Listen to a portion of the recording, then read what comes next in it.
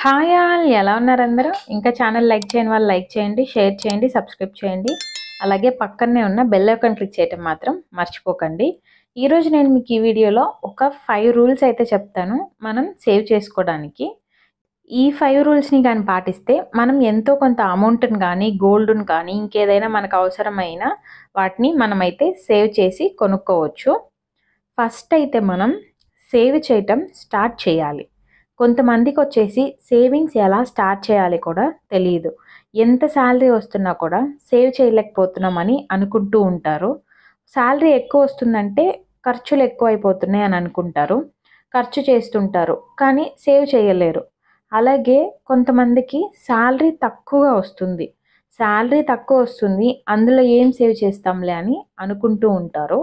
అలా అయితే ఎప్పుడూ అనుకోకూడదు. సేవ్ చేయటం ఈ రోజు నుంచే స్టార్ట్ చేయండి.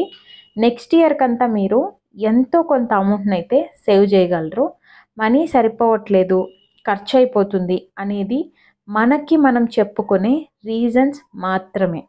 ఈరోజు మనం సేవ్ చేసే ప్రతి రూపాయి మన ఫ్యూచర్లో అయితే మనకి ఉపయోగపడుతుంది. ఎంత చిన్న వయసులో సేవింగ్ స్టార్ట్ చేస్తే అంత మంచిది.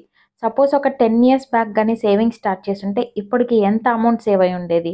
అలాగే మనం ఎంత చిన్న ఏజ్లో సేవింగ్ స్టార్ట్ చేస్తామో అంత తొందరగా అయితే మనం అనుకున్నదైతే సాధించగలము. ఇంకా అయితే సేవింగ్ స్టార్ట్ చేయని వాళ్ళు మనీ సరిపోవట్లేదు ఇలాంటి రీజన్స్ ఏమి పెట్టుకోకుండా సేవ్ చేయటం అయితే స్టార్ట్ చేయండి.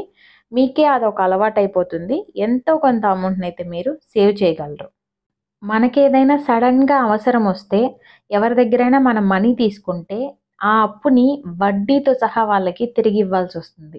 అదే మనం కానీ సేవ్ చేసుకున్నామంటే ఆ అమౌంట్ని మనం యూస్ చేసుకొని మన ప్రాబ్లమ్స్ని మనమే సాల్వ్ చేసుకోగలం. సెకండ్ రూల్ వచ్చేసి సేవ్ చేసిన తర్వాత మాత్రమే ఖర్చు చేయాలి. ఎప్పుడైనా కూడా మనకి శాలరీ రాగానే అది రోజు జీతమైన అయి ఉండొచ్చు, కొంతమందికి వారానికి ఒకసారి వస్తుంది, కొంతమందికి నెలకు ఒకసారి జీతం వస్తుంది. అది ఎలాగైనా రానివ్వండి, ముందైతే కొంత అమౌంట్ని సేవ్ చేయాలి. ఒక 10%, మీకు కానీ శాలరీ తక్కువ ఉంటే 10%, అదే శాలరీ కానీ ఎక్కువ ఉంటే 20%, ఇంకా కానీ మీరు సేవ్ చేయగలరు ఎక్కువ శాలరీ వస్తుందంటే 30%. మీ శాలరీని బట్టి మీరైతే సేవింగ్స్ని స్టార్ట్ చేయాలి. అలాగే ఫస్ట్ అయితే శాలరీలో నుంచి కొంత అమౌంట్ని సేవ్ చేసేయాలి. దాని తర్వాతనే మీరు ఏదైనా ఖర్చులు కానుంటే మిగిలిన డబ్బులతో ఖర్చులు అయితే పెట్టాలి. అలాగే ఈ సేవ్ చేసే అమౌంట్ని మీరు పెంచుకుంటూ పోవాలి మీ శాలరీ అయితే పెరిగే కొంది. థర్డ్ రూల్ వచ్చేసి ఒక గోల్ని అయితే మీరు పెట్టుకోవాలి. మీరు ఈ ఇయర్లో ఏమి సేవింగ్స్ చేద్దామని అనుకుంటున్నారు?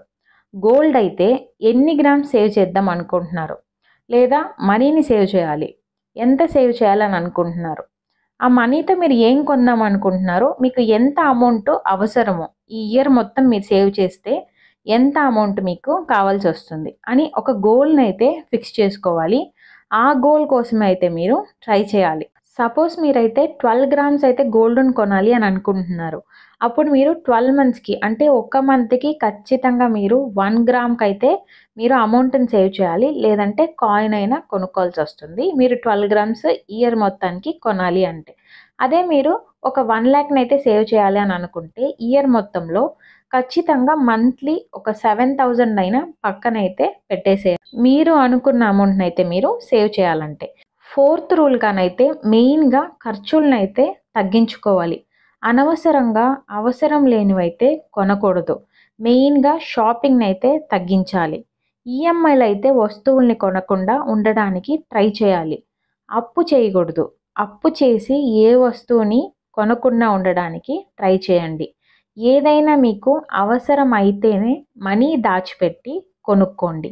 అప్పుడే మీరు ఈఎంఐ ద్వారా ఇంట్రెస్ట్ కడతారు కదా, ఆ ఇంట్రెస్ట్ని అయితే సేవ్ చేసుకోగలరు. కొన్ని వస్తువులు అయితే 20 రూపీసే కదా, 10 రూపీసే కదా అనేసి మనం కొంటూ ఉంటాం. అది ఏదైనా కానీ పిన్స్ కానీ హెయిర్ క్లిప్స్ కానీ ఇంకేదైనా, కొంతమందికి అయితే ఎక్కువ బయట తినడం అలవాటు ఉంటుంది. అంటే టీ కానీ సమోసాలు కానీ ఇలాంటివి ఏదైనా అదర్ స్నాక్ ఐటమ్స్ తింటుంటారు. అవన్నీ ఎంత 10 రూపీసే కదా, 20 రూపీసే కదా అని కొంటూ ఉంటారు, తింటూ ఉంటారు.